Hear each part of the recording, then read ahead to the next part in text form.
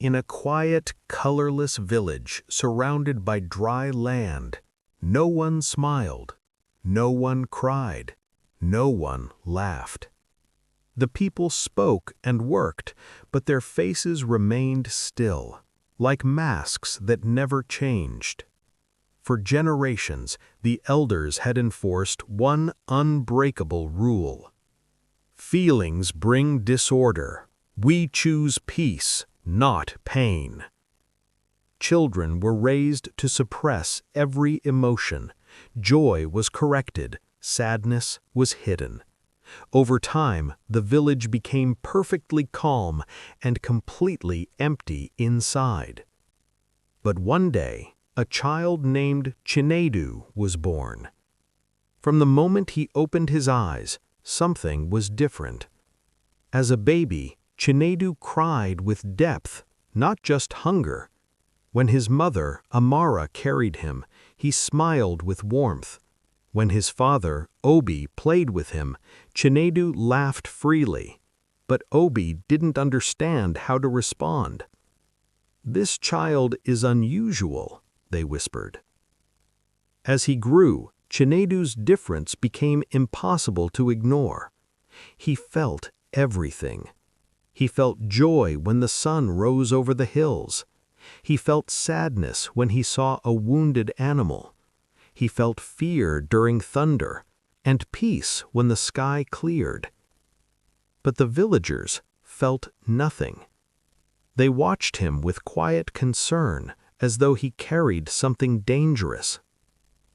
One evening, wandering near the edge of the village, Chinedu met an old woman named Mama Ifonanya sitting beneath a silent tree.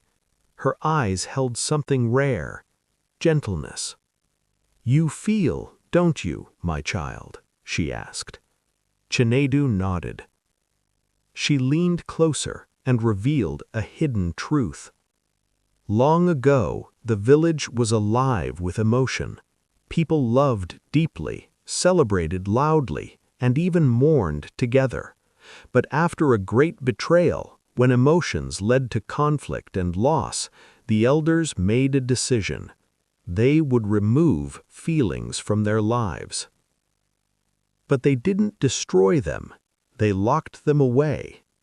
"Inside every heart in this village," she whispered, "there is a door that has been closed for generations."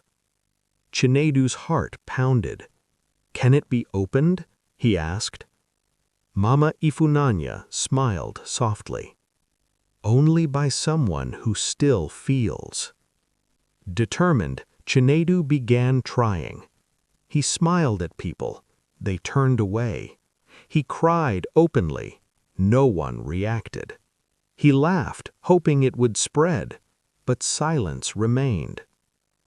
Until one day, a little girl named Zainab tripped and fell in the marketplace. She scraped her knee. People walked past her without stopping. But Chinedu ran to her. He knelt beside her, his eyes filled with concern. "Are you okay?" he asked gently. Zainab looked at him, confused. Then, suddenly, her face trembled, and for the first time, a tear fell from her eye. The village froze. The elders, led by Chief Okeke, were summoned. "This must be stopped immediately," he declared. But it was already too late. Zainab began to cry openly, and something awakened in those around her. Amara felt warmth in her chest. Obi felt something like regret. Others began to remember feelings they had long forgotten. Emotion was returning. In fear, the elders ordered Chinedu to be taken away.